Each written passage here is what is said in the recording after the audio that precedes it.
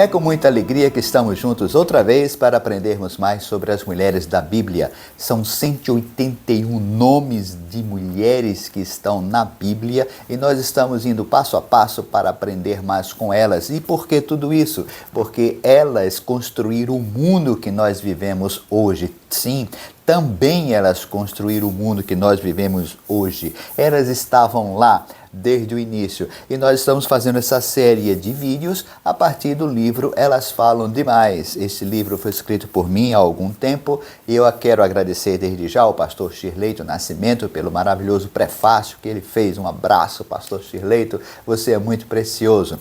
Vamos então, mas antes se inscreva no canal. Se inscreva no canal, é grátis, você não vai pagar nada. E assista, nós temos mais de 200 vídeos, nós temos aqui variados assuntos, inclusive sobre as mulheres. Está interessado? Está interessada? Sabe, eu fico imaginando um dia em que esse livro, são 2 volumes, esses 2 volumes possam ser usados nas igrejas, não é? Possam ser usados nas igrejas, nas reuniões das senhoras, das mulheres, das moças, das jovens, para que elas vejam na Bíblia o exemplo dessas mulheres, dessas histórias, de 181 mulheres, 181 nomes de mulheres que estão na Bíblia, tá bem? Vamos então a mais capítulos?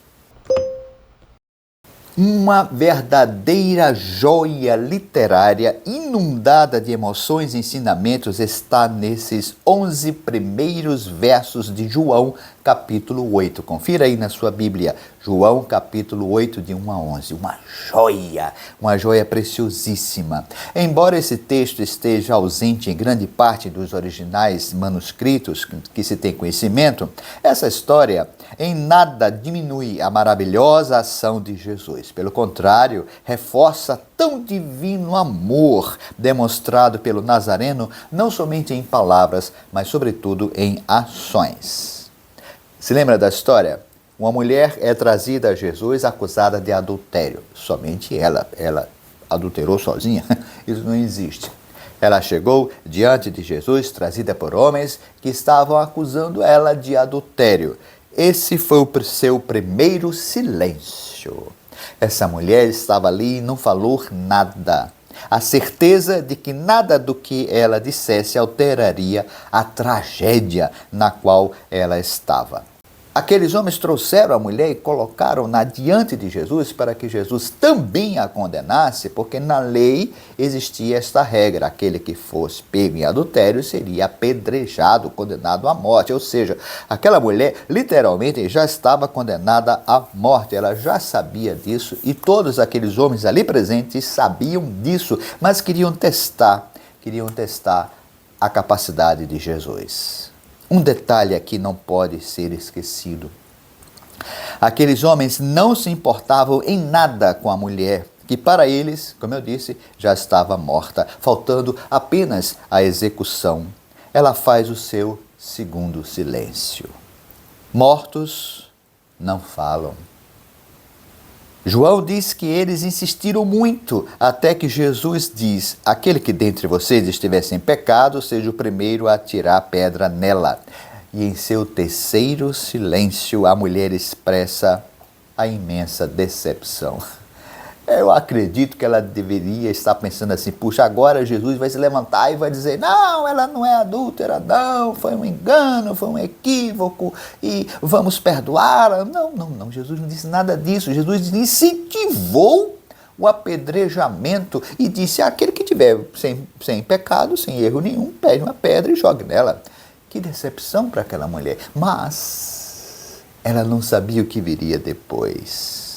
O evangelista diz que, ao ouvir a resposta de Jesus, essa resposta, acusados pela própria consciência, aqueles homens foram saindo dali, um por um, a começar pelos mais velhos. Então, estabeleceu-se aquele clima, nessa tensão, e aquela mulher, então, estava ali diante de Jesus. Será que o Nazareno a condenaria? Será que ela estaria diante agora do seu algoz? Os outros foram embora, Jesus não tinha pecado nenhum. Será que era Jesus que ia matá-la, que ia apedrejá-la? Eu já ouvi muita gente acusar mulheres de engravidar sozinhas, de pecarem sozinhas, de serem prostitutas sozinhas, sem a participação dos homens. Isso é um absurdo. Os homens também estão nesses atos. Jesus então pergunta para ela, diante daquela ausência dos acusadores: onde estão os teus acusadores? Ninguém te condenou? Agora sim. Agora ela abre a boca e fala duas palavras, timidamente, quase sussurrando, letra por letra. Ela responde a Jesus: ninguém, Senhor. Duas palavras. Duas palavras, um atrevimento completo, porque uma mulher jamais deveria falar com um homem em público, muito menos com um mestre, e menos ainda naquela circunstância. Ela foi muito ousada. Em duas palavras, ela pronunciou todo um discurso pela vida, toda a luta para continuar vivendo, todo o seu futuro, tudo que viria depois estava agora naquelas duas palavras. Então chega a desejada surpresa. Jesus diz para ela: nem eu te condeno, vá e não peques mais. Será que ela ouviu direito? O que ela deveria fazer agora? Se ajoelharia aos pés de Jesus? Sairia dali correndo? Ficaria paralisada, sem ação? É que acabava de nascer agora uma nova mulher. E todo nascimento, todo recomeço é recheado de gratidão e de ajustes. Não se tem mais notícias dela, mas com certeza ela soube valorizar esse novo nascimento oferecido pelo gentil Nazareno. Outro capítulo: a mãe do ex-cego. O episódio da cura do cego de nascença é bem conhecido. Resumidamente, nós temos um homem que nasceu cego, passou a infância dele, a juventude dele, e agora era adulto e continuava cego e morando com os pais. Os pais dele, desse homem, passaram a vida inteira cuidando desse menino, desse adolescente, desse jovem, e agora desse adulto cego. E esse cego agora vivia a mendigar. Jesus passa pela vida dele. Jesus passa pela vida dele. Jesus passa também pela minha vida, pela sua vida, pelos nossos caminhos. Jesus está onde nós estamos. Ele prometeu isso, que estaria conosco, não é? É maravilhoso isso. Então Jesus passa e vê aquele mendigo e cura aquele mendigo e faz com que aquele mendigo volte a ver. Só que sempre tem fariseus de plantão.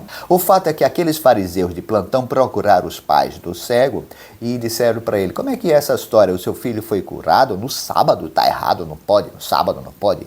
Aliás, até hoje tem gente que diz que sábado não pode isso, não pode aquilo, não pode aquilo outro. Bom, Jesus então curou aquele homem no sábado. Procuraram os pais dele e os pais dele disseram: olha, uma coisa a gente sabe. O nosso filho era cego desde que nasceu e agora está vendo. Como foi que isso aconteceu? Nós não sabemos. Sabemos que nosso filho agora está vendo. Esse foi o depoimento da mãe do ex-cego. É interessante essa palavra porque nós podemos agora imaginar a imensa alegria daquela mãe de ter o filho enxergando. Essas questões de que era sábado, de que foi com cuspe no olho, foi com terra, que terra foi aqui, isso não interessa. Interessa que, para aquela mãe, para aquele pai, o filho deles agora estava vendo. Que alegria para aquela mãe. Que mãe feliz esta, a mãe do ex-cego. Mais um. A criada e Pedro. Você pode encontrar esse assunto aqui, essa história em Mateus, Marcos, Lucas e João. Essa história está nos 4 evangelhos. Há 2 personagens centrais nessa história: Pedro e a criada que trabalhava na casa do sumo sacerdote, para onde Jesus foi levado na noite em que foi preso. Lembra-se disso? De um lado, Pedro, o intrépido nas palavras e ações. Nos últimos 3 anos, ele havia seguido a Jesus e demonstrou iniciativa, demonstrou proatividade, demonstrou eficiência, demonstrou eficácia. O Pedro. Ele fazia jus ao nome, pois transparecia a firmeza de uma rocha. Do outro lado, uma outra personagem, uma empregada. uma empregada da casa do principal líder religioso. Nós não sabemos o nome dela. Ela entra na história olhando para Pedro, que estava sentado perto de uma fogueira naquela noite fria. E não somente o observou, mas o identificou como um dos que seguiam a Jesus. Teria essa criada visto alguma vez Jesus com os discípulos e, por se destacar no grupo, ela se lembrou de Pedro? Queria ela agradar o seu patrão denunciando Pedro? Fazia ela parte da grande multidão que rejeitou os ensinos e os milagres de Jesus? Nós não temos respostas. Mas nós ouvimos a voz dela dizendo que Pedro era um deles, que Pedro era um seguidor de Jesus. E nisto ela falou a verdade. Porém, faltava a Pedro viver essa verdade justamente naquele crucial momento. Jesus havia predito que aconteceria isto com Pedro, após negar que era um deles. A pedra saiu do pátio da casa e chorou amargamente. A pedra chorou. O dia amanheceu, o galo cantou. Nascia então o discípulo Pedro. E tudo isso por causa da voz daquela criada. As mulheres que bateram no peito. Lucas 23, 27. Somente Lucas nos oferece a descrição dessa cena envolvendo mulheres. O cenário se passa nas estreitas ruas de Jerusalém, as quais Jesus percorria com o madeiro nas costas, rumo ao Calvário, onde seria crucificado. Ali estavam elas, essas mulheres. Aliás, elas sempre estiveram presentes em toda a história da humanidade. Nós não sabemos o nome delas. Quem sabe algumas já haviam presenciado o horror da crucificação anos antes, quando mais de 200 cruzes foram erguidas para os condenados pelo Império Romano na Palestina.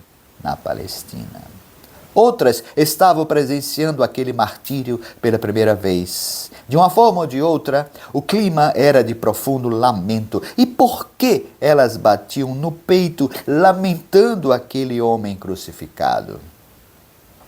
Tudo nos leva a crer que a fama daquele nazareno não era de violência e sim de paz, não era de opulência e riqueza e sim de solidariedade e pobreza, não era de leis e ritos humanos e sim de amor como medida para toda a vida, não era de ações para o mal do próximo, pelo contrário, eram de simpatia, cura, saúde, ajuda, ânimo, fé e qualidade de vida. Por isso, justamente por isso, um homem assim, estando a caminho da crucificação, causou profundo impacto naquelas mulheres. Lucas não nos revela o que elas disseram, nem precisa. O olhar delas, inundado de lágrimas de compaixão, a vontade de tirar dali aquele que andava fazendo o bem e levar o Nazareno para longe dos soldados, a certeza de que elas, mulheres, não poderiam evitar a força estúpida de tantos homens sedentos de sangue, como acontece em todas as guerras. O eco silencioso delas chega até nós, porque ali estava o Salvador do mundo. A mulher de Pilatos. Mateus 27, 19. Grande parte da humanidade já ouviu a história de Jesus. Em todos os continentes, século após século, dos mais diferentes idiomas e dialetos, a crucificação de Jesus é recontada. Quadros, filmes, peças teatrais, músicas, esculturas, endereços eletrônicos e farta literatura foram ainda e serão também produzidos, mostrando a vergonha da cruz naquela distante Palestina dos anos 30 de nossa era. Mas o que pouquíssimos conseguem enxergar é a presença de uma mulher e ouvir o que ela disse nesse episódio da morte de Jesus. Nós estamos diante desse momento de uma das mais belas e inigualáveis histórias da Bíblia e Mateus é o único evangelista que nos presenteia com ela. No capítulo 27, e em um só versículo, no versículo 19, Mateus diz que Pilatos estava no tribunal esperando para dar a sentença contra Jesus, quando alguém chega e diz para ele: olha, a sua mulher mandou um recado, Pilatos. O recado é este: não te envolvas com esse justo, porque hoje em sonho muito sofri por seu respeito. Que ousadia! Uma esposa mandar um recado ao marido, começando com a negativa enfática e com um tom de ordem. Que falta de respeito uma mulher intrometer-se no julgamento, tentando influenciar a decisão da maior autoridade do Império Romano. Algumas pessoas pensaram assim e ainda estão pensando hoje em dia. Nós não sabemos o nome dessa mulher. Não vamos aprofundar aqui na tradição que diz que o nome dela era Cláudia Prócula. Não sabemos, na Bíblia não tem.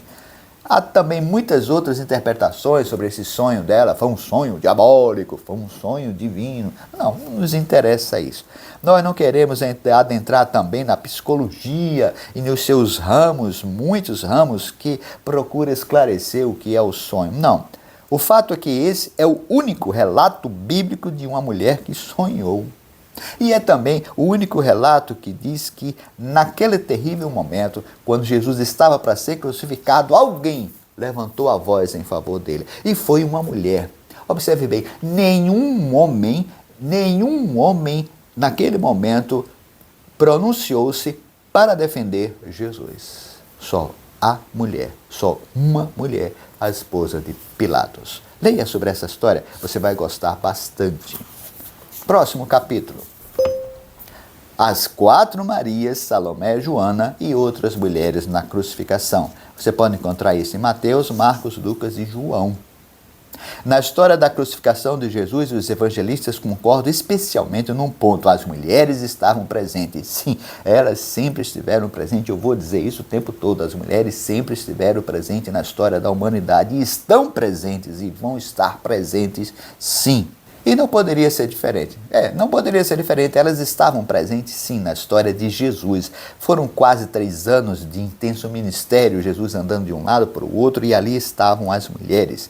E, nesse caso específico, havia 4 Marias, a Salomé, a Joana e outras na crucificação de Jesus. Elas estavam naquele terrível lugar. Algumas delas conheciam Jesus pessoalmente, outras conheciam a história de Jesus, mas o fato é que elas estavam presentes na história de Jesus naquele momento tão difícil. Para encerrar esse vídeo, nós vamos ver agora algumas mulheres com as quais Jesus conviveu. Algumas delas Jesus chamou até pelo próprio nome. Observe esse quadro que você tem aí. Nós vamos tentar seguir no sentido horário, tá certo? Jesus está no centro e é óbvio que nós vamos começar com Maria. Maria, mãe de Jesus, depois as irmãs de Jesus, a tia de Jesus, a filha da mulher grega, as mulheres que foram curadas, Ana, Maria, mãe de Tiago, as discípulas, samaritana, a mulher grega, viúvas, meninas, mulheres perdoadas, Maria, esposa de Cleopas, a Maria chamada de Madalena, muitas outras mulheres, esposa de Pilatos, a adúltera, Joana, Marta, Maria, que era amiga, Salomé, Isabel, mulheres que foram alimentadas, mulheres que estavam na crucificação, mulheres que estavam nas multidões, a esposa de Pedro, mulheres nas parábolas, a mulher que saudou Maria, mulher encurvada, a mulher com hemorragia, as mulheres casadas, as mulheres noivas, a rainha de Sabá, a esposa de Ló, a sogra de Pedro, a filha de Jairo, e aí o círculo se completa. Esse é o círculo, mas há muitas e muitas outras mulheres com as quais Jesus conviveu. Vamos então estudar mais? Elas falam demais. Adquira o seu livro, ele vai chegar em sua residência. Muito obrigado por sua atenção e vamos para o próximo vídeo. Um forte abraço!